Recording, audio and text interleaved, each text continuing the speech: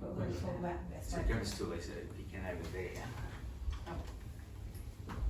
Everyone seems to be good. Right, so refresher on lenses. So I'm going to try and cover this reasonably quickly. Is okay, lenses. Full screen. That one. That one. That one. Keeps jumping. Excellent. Cool. So lenses. Lenses curve light and focus light, and that's how we sort of know they work. Important point is with a lens, okay, out in the edges, you can sort of see how this is all sort of more distorted than it is in the centre. So all lenses are good in the centre, and they get worse as they go out. So one of the differences between a cheap lens, a cheap Chinese Specsavers lens, and a good lens is how well this part of it is managed. Okay, so there's a lady who had her hospital glasses the other day, and they were kind of terrible. Well, it was a cheap sort of Asian lens, and this is this distortion part that doesn't work as well. So we now have grinding. In the old days, grinding was all by rubbing, and that was limited how well you could make a lens. We now have digital grinding where we can create whatever surface we like, and that's just a picture of a digital grinder, which is interesting. So with the CRS lenses, when we make a grind single vision lens, we've got two different choices we can make. One is a digital, which uses this sort of grinding, and one of them is the old-fashioned sort of grinding. Now, we're going to kind of phase out old-fashioned grinding in favour of new grinding because it produces a much better quality lens, okay?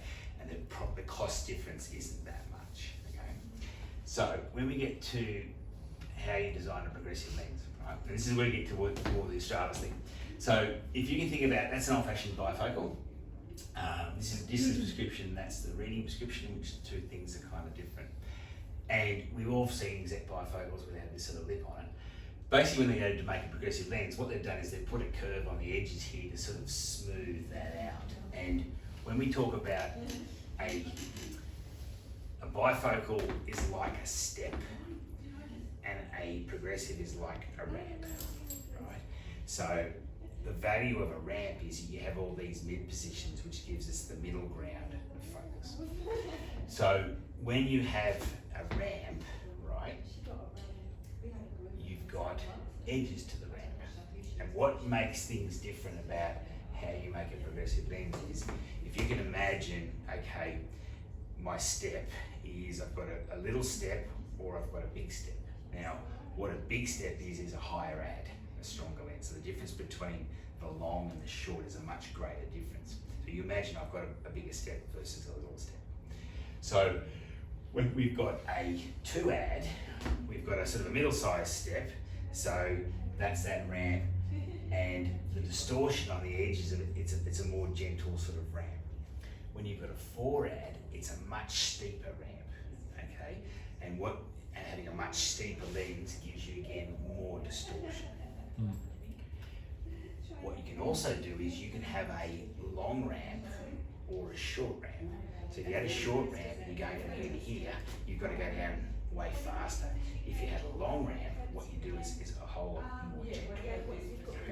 So that's a short corridor, and this is a long corridor. And what the dark areas are the areas of distortion on the edges of the lenses. And what the distortion is they're the parts of the lens that don't work that well. They're the supports to the side of this ramp. Okay.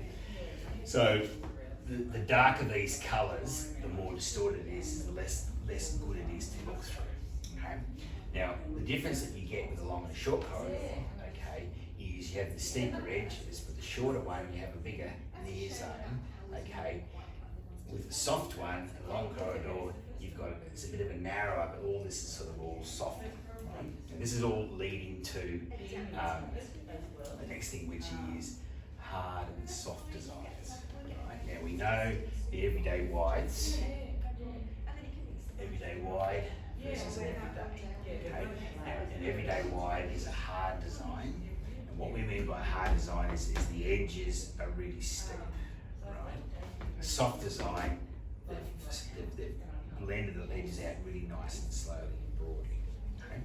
So when you have a soft design, you have a narrower area, but the distortions are a lot less. When you have a hard design, you've got a broader area, but there's more distortion in the sides, okay? So when you then go to what are we doing different about Australis?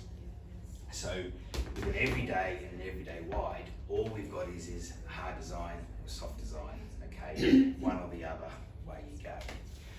What they've done with Australis is this guy, he was a Spanish optometrist who came to work in Australia and basically got interested in lenses, and essentially Essilor and Nikon, all these places have basically a one size fits all type of lens, okay? It's a bit McDonald's. So this guy's gone back to Spain to work out, okay, well, how would you make the best lens for the individual patient? Now, all the variables I was talking about, the hard, soft, and long and short corridor, they're all the variables we have when we're creating the lens, right?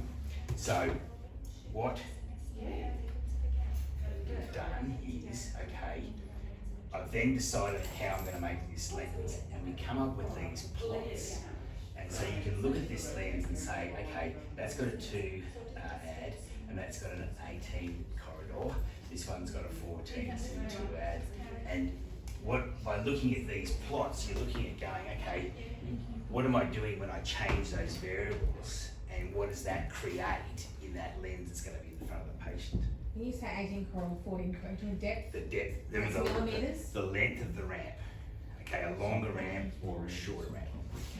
So when you look at this one, again, there's less distortion. This is a kind of a lens that if the patient's got it on it, this is all a lot easier to see through versus this one where there's a lot more distortion. So when you start to look at this analysis and then you say, okay, how are we going to design that lens for the patient? This is where the questionnaire comes into it. Now, when we do the questionnaire, roughly speaking, instead of having a hard lens and a soft lens, what you've got is you've got steps in between. So if we ticked all the distance parts of this, okay, what we would come out with is what they call a balanced design, which is a soft lens, right? Now the idea, so the idea in this one is it's quite a bit of driving, quite a bit of outdoors, quite a bit of bench work. So this is a person that's out in space. Yes, and doing this And more this. than this. Yeah. So what you do when you're looking at the whole world out here, you want less distortion here, okay? So that's influenced how they've laid that lens out according to what the Yeah. I kind of thought, you know, it's how much they proportion. I was kind of making up what I thought the questionnaire was doing, but this is actually what the questionnaire is doing. So if I was then going to tick all the near computer reading stuff, like the opposite end of the spectrum, someone who's doing a lot of this and less out there, what it comes out is what's called a precision design, where we've opened that up, okay, what we've done is we've got a harder design here, there's more distortion here, but I've got more of that lens for inside in this area here. Because if I'm inside, having a hard distortion doesn't worry me because I'm not moving through space. I'm sitting down on my phone on a computer, okay? So his advice with us was to let the patient go through and tick the boxes and do what they like. And then what you've got is you've got a sort of a more pure answer as to what that patient's lifestyle is.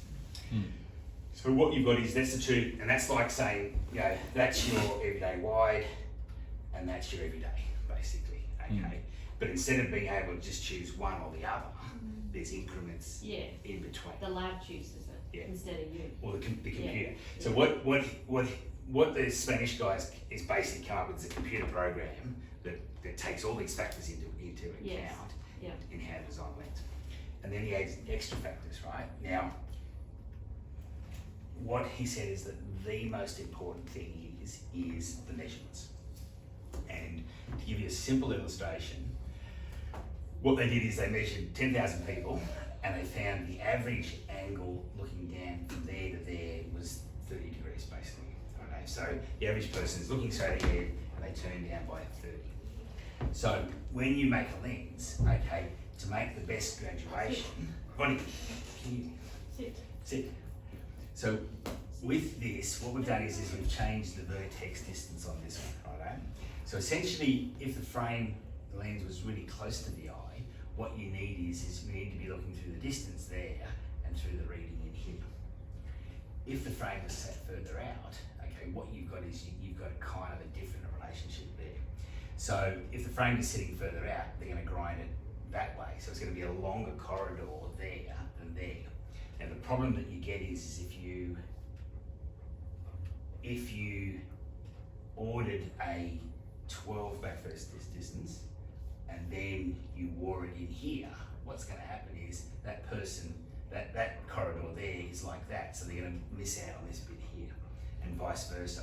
So if you've got that, if the computer thinks it's going to sit at 5, but it's actually sitting at 12, that's going to be out there. It's going to be like that. Okay, so that's where you sort of said back vertex is the most important thing, because it's dictating how deep to make the graduation. So why do you want the right graduation for the person? Because what it does, it gives you more middle ground. So when you shorten things up, you lose middle ground. Anybody who's been wearing lenses since the 90s, in the 90s all frames were kind of short, so everybody had these short designs, okay? And so as things have sort of evolved, we're all used to these short designs, but what a short design does is robs you of the middle ground. It's almost like a bifocal. Yeah. So he was then saying is the problem you've then got is if you're going to give someone this lens, which is actually the best corridor for them, for the frame, for the whole bit, and they're used to a shorter design, what's going to happen is they're going, hang on, this doesn't seem right, it's not what I'm used to. And he basically said the best thing you can do with that is time. Just grab a seat, mate. Just pull that chair over. The best thing you can do with that is time. Because in terms of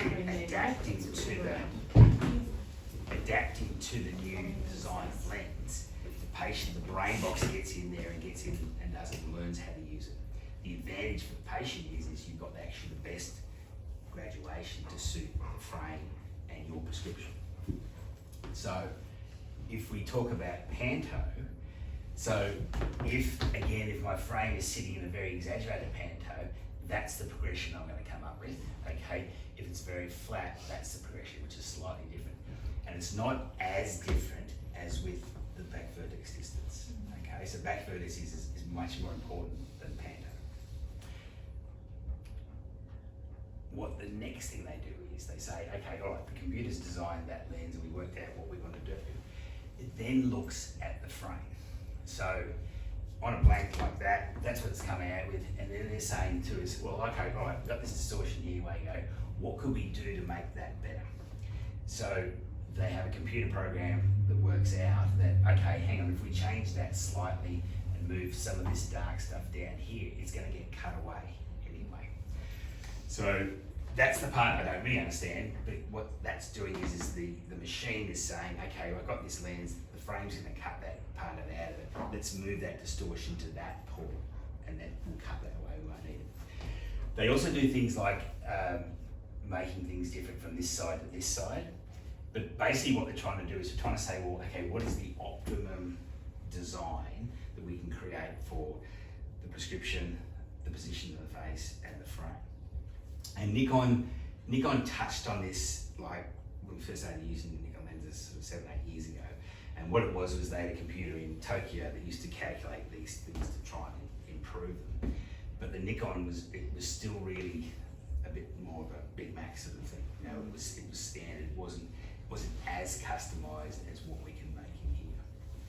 So that's where this lens actually is sort of out in front of all those other Nikon lenses. Like the Prezio Power has elements of this one, and the Prezio, the next one that we haven't used much has C-Max Ultimate. C-Max Ultimate.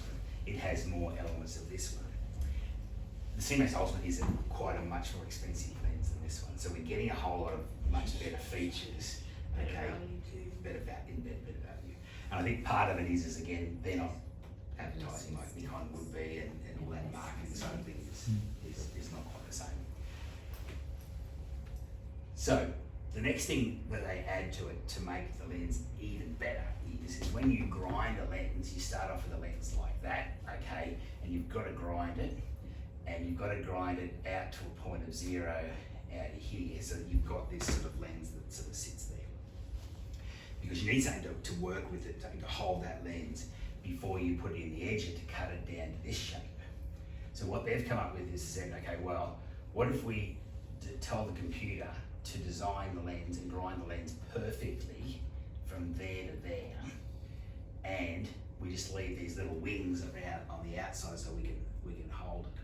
And so what this has done is instead of having to grind that lens all the way out to there, they've ground it perfectly for that shape of that frame. And then these little wings hanging there, the little wings are what you pick the lens up with, and then it gets fitted to the frame and it gets cut down to that size. What that has actually done is let them bring it to the perfect edge thickness all the way around, which means the centre of your lens is a much better profile. So instead of having to go from there to there where this is kind of thicker, you're just going from there to there with those little wings. And that's a bit of an innovation that they've brought into it, which is sort of all a bit more mechanical, but it's another feature that actually makes the lens much more less distorted than your Nikon lens or your SLR lens. It's probably got something to do with that Schneider machinery that they got down there too. That's good, and that's right. So and I think the idea by being a smaller organisation, they can bring these innovations in much easier than trying to do it in a big global sort of in a company. global way. The good thing is like he's spent the time to explain all those things, and they all make sense, and they're all the things that are in this lens that actually create value that I didn't know about. And so I sort of said to them at the end, you need to teach everyone this. You can't just say it's a better lens, because it is a better lens, but actually know why. Can I ask Dave, Jeff. is this the one you're wearing? Yes, I think you've got it too. Not in this band. No.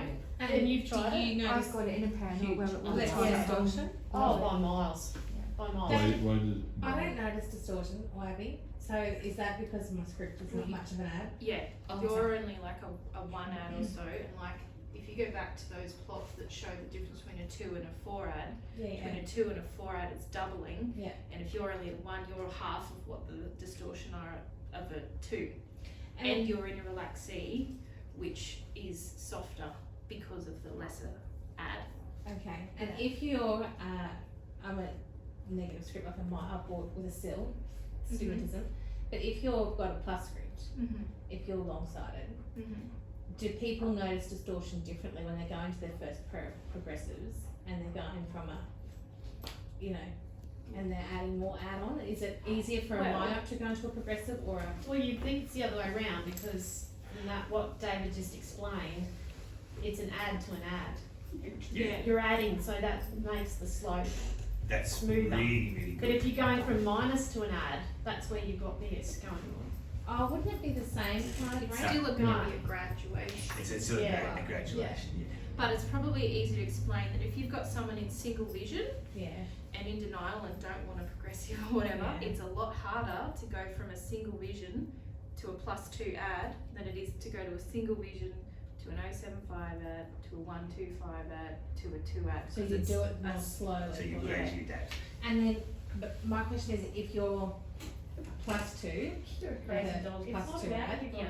is that, or say they're going to their first one, so +2 is +1 ad, Yeah. and or you're a -2 with a +1 It's ad. still going to be a 1 diopter shift whether Shift. you're going from Because But it's do they- the step.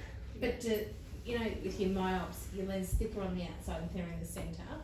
Do those people notice distortion less than when you're a plus ad and a plus My ad, hopes plus are ad? always fussier. Yeah. because I Well, don't yeah, because that's it. their Yeah. vision up close is so good. Yeah. If you're giving them a lens with distortion, they'll go, oh, right, we'll just take it off. So they're all, Okay. myopes are, I guess, more. Unless they've got silk, like, But again, the reality is then you get distortion. but the reality is it's the higher the script, regardless, Yeah. the higher the stigma is, the more distortion. So Yeah. again, when you're making a sunglass with a high script, okay, what wrap does is it increases distortion again. So a window is flat and a fishbowl's got curves. So a window doesn't have any distortion that a fishbowl does. Now you put description in, you're putting distortion in there, and then you bend it into a fishbowl. You're adding distortion on distortion. That's why there's people where will say, I don't want too much curve in those sunglasses, and it's a function of how strong the prescription is. Okay, because again, the physical optics is more distortion into it. And what Dave's been doing for a long time now is putting people into an anti-fatigue, what all the lens companies call an anti-fatigue lens. So that CR is called anti-fatigue. Relax E, which is what you're wearing from Nikon, iZen from SLR, like to try and get them into that really young, so they're already used to having a bit in the bottom. I wore a Relax E for 3 or 4 years, and then I went, oh hang on, this is no good, and then I went straight to 150. And you said no good, is that because your ad was negatively increased? My ad was increasing, so I went to 150, but my transition from this to this, far easier. Okay. Then Like if you walk would have in the gone park. single vision to that. Yeah. correct. Yeah. Walk in the park, because it was just like, oh well, I'm already used to this being a bit fuzzy here. Okay, it's a tiny little bit more fuzzier, But you're It's functionally not. moving your head and pointing at Yeah, noses. but it wasn't like going, as Ave said, you're not going from single vision, going straight into progressive, where you got all this here, and you're going, oh, I can't, You I used don't like to, that. your brain's used to pointing your nose what you're wanting to Yeah. look at without you even Thinking really about having to think about Yeah. it. And that's where you kind of said the main thing is getting people to have time, because they put it on and they go, hang on, this is different to what I've had, and we go into panic mode and I don't know what I'm doing. Okay, now time on it, the brain box works out how to use it, and then ultimately it becomes better because you've adapted to it being different. Okay, and this is where we're going. You like it because it's different, and Liz has said more than once that accuracy changed her life. Yeah. Okay. Now the reason it changed her life is that she actually had a lens that didn't have all of this in it, but it had half of this in it, which was a lens that is actually Because it fitted, took into account. all those factors. Yeah. So he's going, you can make, a simple McDonald's Big Mac progressive, it's going to be okay. You can go to an everyday wide or an everyday, and you've gone a little bit more specific. You can add accuracy to it, which case you've actually then refined that prescription even more. Yeah. Or you can go to this where you've got even more specifics into it. It's But like again, going up a ladder. yeah. Yeah. So somebody who's always had lens down here kind of doesn't know any different. Yeah. Okay, giving her accuracy is like, oh my god, that's the best lens you ever had. Yeah, you haven't seen the next thing yet. Problem with Liz will be she's been in progressives for a long time, so the best lens for her she's never had before, so she has to learn how to ride that horse. And so the most important thing he said basically the conclusions are the lens is adjusted according to the questionnaire, the prescription, and the position of wear. He really emphasised the position of wear. So what we were talking about yesterday is adjusting, getting the frames adjusted perfectly before you take the photos and the measurements. Because if it's sitting there and then its measurements are there and then you actually put it on there, it's going to be all kind of different. All out of whack. And I have always gone on over the years of getting the frame fitting well, fitting it close. I mean, if I've got distortion here, if it sits out there, it's more in my world than if it sits back in there. So that's why getting the fitting just right is really important for that. But also in terms of the sweet spot, if the lens is, if the read lens is that big there, that's smaller than it is there. So the closer the face, the better the optics. Again, you've got to then look at people's bridges and their faces and their noses and small noses and all those things. But getting all that just right is the most important thing. Dave, the last question on that questionnaire is what do you want to improve the most? Because if you've ticked a few quite a bit, like just from my own experience with my Australis lens, why I love it so much, I wanted to improve computer. Because I like to wear all my glasses all the time. And I've really noticed a big difference wearing my Australis lens on the computer, because I can still wear it all every day. So that last question is probably quite important. They've got a couple of other questions, but what happened is that when it was first released, everybody said there's too many questions, away go, and they've dumbed it down. And what they're doing is they're going to remodel those ones. Okay. And so they're going to bring in because they're trying to factor in that if you've been in Australia since the 90s and you've always had a short design, it's going to be much harder for you to go to the right design. So in the same way, if you gave them a little bit longer and a little bit longer over 2 pairs, they would adapt better. So they've got to work out how to word that question, because who knows what corridor length you have. But the CR surfacing guy said, yeah, most Australians have had a short corridor, which is basically what you probably have all the time and why you're noticing that your computer's better. Okay. And even those 2 questions at the top would have to be really the age and have you worn progressives before? Yeah. They're 2 huge questions, because if you're 65 and you haven't worn progressives before, that's going to change the whole technique of how they're going to make that lens. I would think. Is that right? Yeah, that's right. And so the interesting thing is the last point he made is that the computer program is taking feedback about what complaints they get, and they're changing how they kind of do that one. Yeah. And that's where he's How is it getting back to them though? through CR, I don't know. Us, like Is that survey that they with fill in remakes? I don't know through. Oh, what well, they're doing, maybe remakes, bits and pieces, maybe what's changed. when you're supposed to put in the patient's, you're supposed to put in the patient's email. So if we were doing that, they'd probably actually email the patient and want feedback from the patient. Yeah, And that's how they're getting.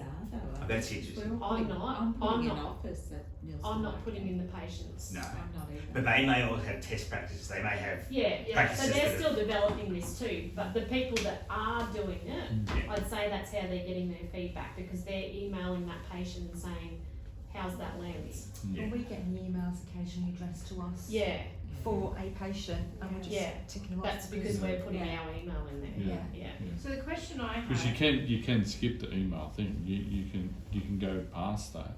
I know when you're doing the questionnaire, actually off the web Isn't it a page, yes or a no or you something? can Yeah. actually Yeah. skip You it. just put no. Yeah, I that's just put no. Yeah.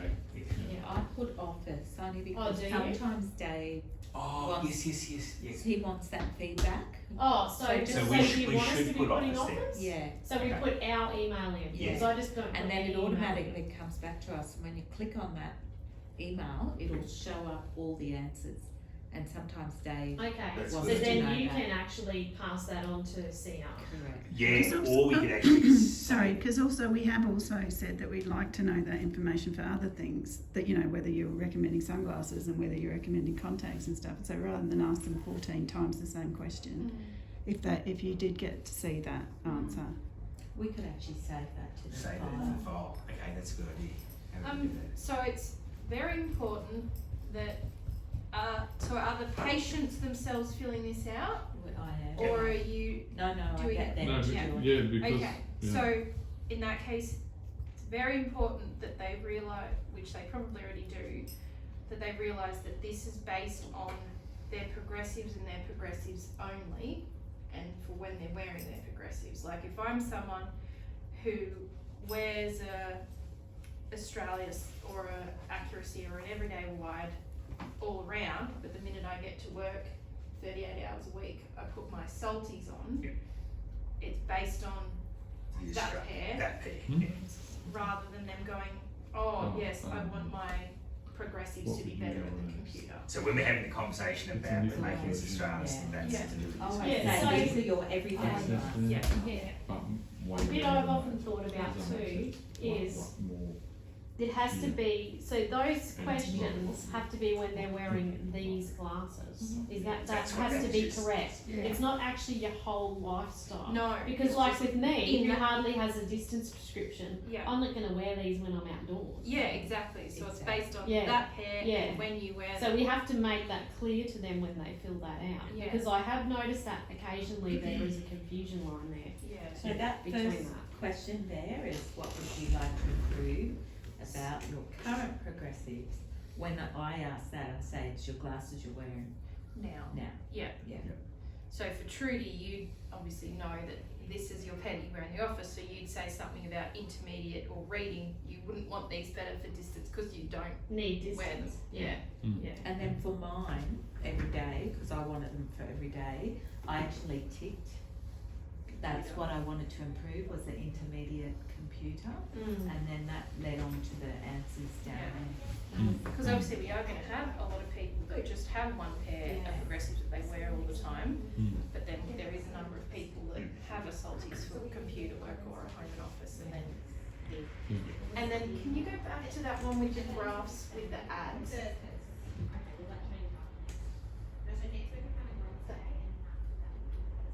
That one. So those two bottom ones I think are really important, explaining why we try and keep an ad below 250, because you can see the difference in the aberrations of how red the 250 one is in the bottom right. And this is Mr. Minkelin's theorem, okay? So what happens is, for every one step you go up in the ad, the distortion goes up by a factor of 2. So a 250 lens is way more distorted than a 2. Yeah, so we always try and give enough ad so that they can read N5 on the chart, because if we're giving them more than what they actually need, when what we're doing is we're making them worse. Yeah. So having a 250 ad isn't always the be all and the end all. Yeah. So if they need the 250 ad for close work, that's when they have the Saltix. So I will only give a 250 ad if the acuity is down, right? Because they're not seeing as well. Because the other downside of a 250 ad is it's closer. Okay. Now the closer the working distance, the more your eyes have got to turn in, so the more your muscles have to pull in. Yeah. So you retire more quickly at a shorter distance than you do at a longer distance. Not only your eyes, but your arms. If you've got to hold something this close to see it clearly with 2 or a 3 ad, it's more comfortable. Especially a lot of men with long arms, they don't read things close there. But if your vision is poor because you've got macular or there's a reason where the vision's much poorer, you've got to kind of do that one to actually physically make it bigger. But we will always use a bit of prism. Or like you said, for some people, if they have crazy high scripts, salty reading ones, because we can give them prism in that, we can give them a higher ad, because they're not trying to look up and see the trees drive in them. So he keeps stressing position and measurements. Another thing we've got to get right.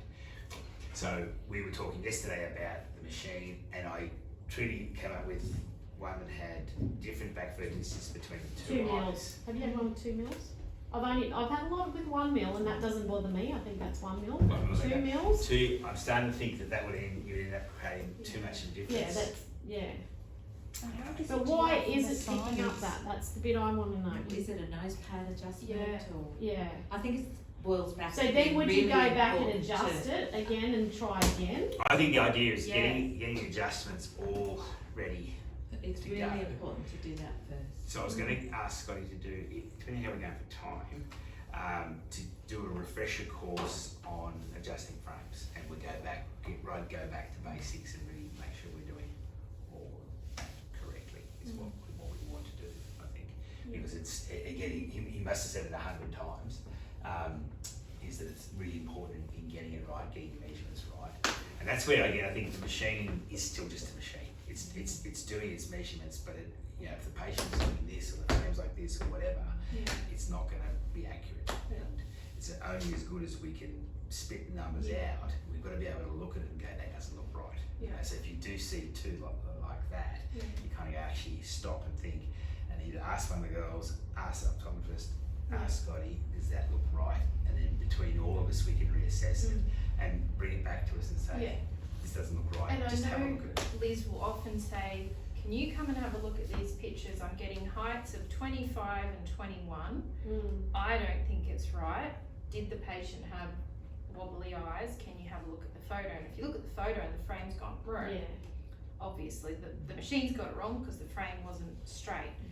So happy if you ever I kind of want me to look at that look photo over bit. something. Do you know where that is on the thing? The what bit? The photo bit where you can zoom in on how it's fitting and sitting, and Oh no. I'll show you on the, But in saying that, like if we do have a patient that's got an obvious hyper or something, But you can see it, but you can see a lot of people have one eye on. they do. I've got and one then earlobe. PDs Yeah. too. So my glasses Yeah. always. We're not moulded, we're everyone's Yeah, looking yeah, and at some you. has one eye in and one eye out. Yeah.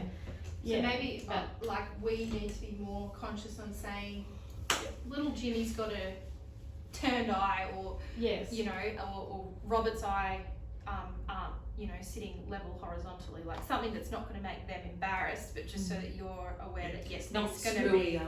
yes, don't So on that note, the other thing I wanted to clarify with that machine is, okay, so let's say someone, and I know Liz stresses out over this a fair bit, because she'll come to me and she'll go, oh, that's a huge difference, and I go, well, it's actually not that huge. It, you know, it might be 25.1 and 26.9, and she goes, whatever. But do you, so long as we think that looks reasonable, we want to do those measurements within the 0.1s and the 0.2s and the 0.3s, or do you want to go that halfway in between? Because it's then it depends on complicated. the patient, It and it depends on the depends patient. on Yeah. how the picture looks. Like, if you can see right eye's up here, left eye's down here, and the frame is straight, then yeah, they've got wonky heights.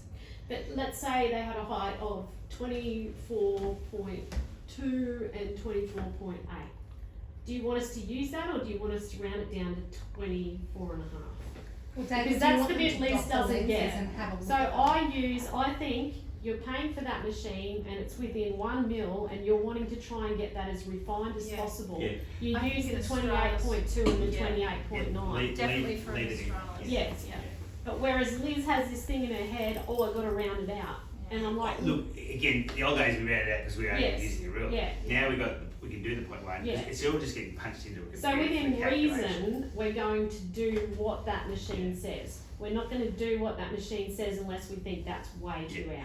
But if That- we is can, that the way we're doing it? yeah, and if you got, and also Yeah. if you can bring lots of those back to us, and every time and what we'll try to do is talk you through how our decision making process, and the more we do that, the more guys you'll understand what we would be doing anyway, and so we'll all get more skilled at making those judgments. And I really like how that machine takes the picture and keeps it, Yeah, so especially you can look for back at it. if we have a remake. Yes. Like that guy with that Australis the other day, and we went, are we going to do a new questionnaire? But his ended up being, I think, a script. Yeah, Problem it's a script or problem. something. Yes, that's right. Yeah. And we can go back and we can look at it and go, well, did it take the pictures right the first time? Yeah. Either yes or no. Mm. Yeah, so I think it's really helpful that it's The most common thing keeps I'm it- going to do is set it lower, okay? Because again, now the experience of having it set too high, you know, in the world, if my middle ground is up here, that's going to be really good when I'm doing that. But when I walk through the world, it's all a bit So you're going to drop your heights still, is that correct? So do you want us to be dropping heights or not? Yes and no, because what I want you to look at is to say, The whole does overall that look too high? Yeah. That looks too high. If their chin's up too Yes. high, if they walk Yeah. around with their chin up, great. But Yeah. most of it. And that's where the third rule, okay? We in a rough rule of thumb, okay, 2/3 Below the eye. and 1/3, Yeah. okay? Now that will be different for different people, but as a rough rule of thumb, if something comes out no lower than 19, he said you can kind of make it to 16, but yeah, no lower. This than is on the 19. Australis lens. Yeah. They want it no lower than 19. He said you can physically make it at 16, but why would you do it? Yeah. Pick another frame, pick a better Yeah, frame, right. okay? So no lower than 19, Yep. and anything higher than 25, you really have to think about, Okay. So that's that rough thing, and what I'm going to do is apply the 2/3 and look at how much of that you got there, which the machine in a photo won't necessarily pick up depending on. That's how fair we- enough, but What does about old a mate big- know what frame fashions are at the Yeah, moment? what about a big? Yeah. Because Yeah, they yeah. are. And Big. sometimes No, they that's are fine. 25 can be. 28. But he's basically sort of saying is you're then giving him a bifocal. Yeah. So what you've done is by shrinking it up, Yeah. you know, you're actually giving them a bifocal. Yeah. You know, so they're paying for a good lens. Mm. And some people's frames are high and low, it is what Yeah. it is. But that's his reasoning is that you're actually taking it away. You know? Rule of thumb, most people stand to attention. So Yeah. I So always relax. do that. You Yeah. would do the same. Just relax. Yeah, or bring roll your chin shoulder. down a little bit, I Yeah, say, yeah. because they do, they tend to go And like that. because you're Yeah. on show, you do Yeah, tense up. yeah, like you're getting a photo taken. Yeah. Sometimes it's not a Trying to good get for them rid to of- see their reflection, yeah, because Yeah. they're trying to get rid of Yeah. their pictures. Yeah. Yeah. But But my posture, if I was standing and looking at something on the wall compared to how I work all day, every day doing this, is two completely different things. And the other thing is if you look back at these plots, when someone says, oh, it's too narrow, what they're probably doing is hitting this spot rather than that spot, okay? And part of that is because they had a short design for years, and that's where they've been looking through to get their reading in their old lens for the last 15 years. And so that's where we've got to, be very careful in that positioning of things, and in the recheck that we're doing, us talking about how it is and also explaining. So I'm trying to think of the words to give you guys to go that this is a new lens, this is a lens that's been customised to you, there's going to be a bit of adaptation. So as soon as we pick up, we really got to emphasise that we need time on this one, this is different, you've never had this type of lens before, it's a way better lens, okay? So in their mind, they're not going day one, oh this is terrible, I'm in a panic. They know they're going to have to make that adaptation. So when we've said it and emphasised that in their mind, they know they've got something new to ride, Yeah. And ultimately that is going to be a better lens physically for them to use. They just have to learn to use it. Yeah, some people just don't change. I've got to go. Is there one last thing you'd like to say before I press stop, and then someone else can record if you want to do that? It's a really good lens because there's a lot of actually extra features that are in it that a big corporation isn't going to put in. Yes. Like when you're trying to make a Big Mac, you're not going to make custom. No. I think our big advantage is that we are not McDonald's here. Okay, so us learning how to do this is us. This is all just going to become our normal. We're now just And really, learning our compared to the Nikon lens, it's pretty reasonably priced. Oh, It's so very much well Yeah. priced. Yeah. Very So well much priced. Yeah. So you can sign off on the filming. Thank you.